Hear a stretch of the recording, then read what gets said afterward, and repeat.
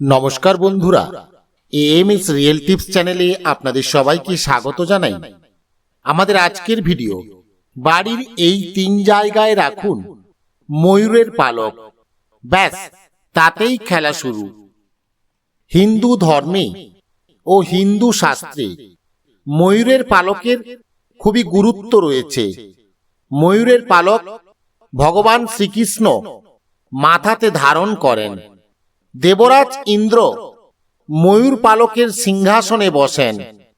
পুরাকালে ময়ূরের পালক দিয়েই মুনি ঋষিরা বিভিন্ন ধর্মগ্রন্থ রচনা করেছিলেন। তাই এই কারণে জ্যোতিষ শাস্ত্রে, বাস্তুশাস্ত্রে এবং বিভিন্ন ধর্মগ্রন্থে ময়ূর পালককে বিশেষ গুরুত্ব দেওয়া হয়েছে। এ কথা মানা হয় যে বাড়িতে ময়ূর পালক রাখা খুবই শুভ, এতে নানা উপকার মেলে। তবে ময়ূর পালক রাখতে হবে কয়েকটি বিশেষ স্থানে, তবেই আপনি হাতে নাতে ফল পাবেন। ময়ূর পালক রাখুন শোবার ঘরের ঈশান কোণে।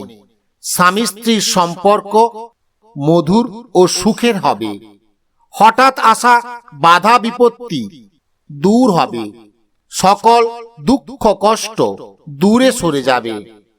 রাতে বালিশের তলায় ময়ূরের পালক রেখে ঘুমান। খারাপ স্বপ্ন দেখবেন না।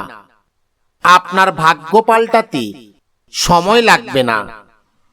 বাস্তুশাস্ত্র মতে ময়ূরের পালক রাখুন বাড়ির পূর্ব দিকে। এতে বাড়িতে পজিটিভ শক্তি বৃদ্ধি পাবে। অশুভ শক্তি বাড়ি থেকে দূর হবে। সব কাজে সফলতা মিলবে। অর্থ কষ্ট দূর হবে। না হওয়া কাজ খুব দ্রুত হবে। এছাড়া 4টি ময়ূর পালক একসাথে বেঁধে বাড়ির পূর্ব দিকের দেওয়ালে রাখলে বাস্তুদোষ দূর হয়। বাড়ির বাচ্চা যদি পড়াশোনায় অমনোযোগী হয় বা পড়াশোনায় একেবারে মন না বসে, তাহলে পড়ার টেবিলে, পড়ার ঘরে, বইয়ের মধ্যে বা বইয়ের ব্যাগের মধ্যে রেখে দিন একটি ময়ূর পালক। পড়াশোনায় মন বসবে, মনোযোগ বৃদ্ধি পাবে, পরীক্ষায় ভালো ফল করবে। বাড়ির মূল দরজায় লাগান 3টি ময়ূরের পালক। কোনো খারাপ শক্তি আপনার বাড়িতে প্রবেশ করতে পারবে না। বাড়িতে মা লক্ষ্মীর আশীর্বাদ সব সময় থাকবে। আপনি যদি অর্থ কষ্টে ভুগেন, তাহলে বাড়ির দক্ষিণ পূর্ব কোণে রেখে দিন ময়ূরের পালক। জীবনে প্রভূত উন্নতি ঘটবে। অর্থের অভাব কোনোদিনও হবে না।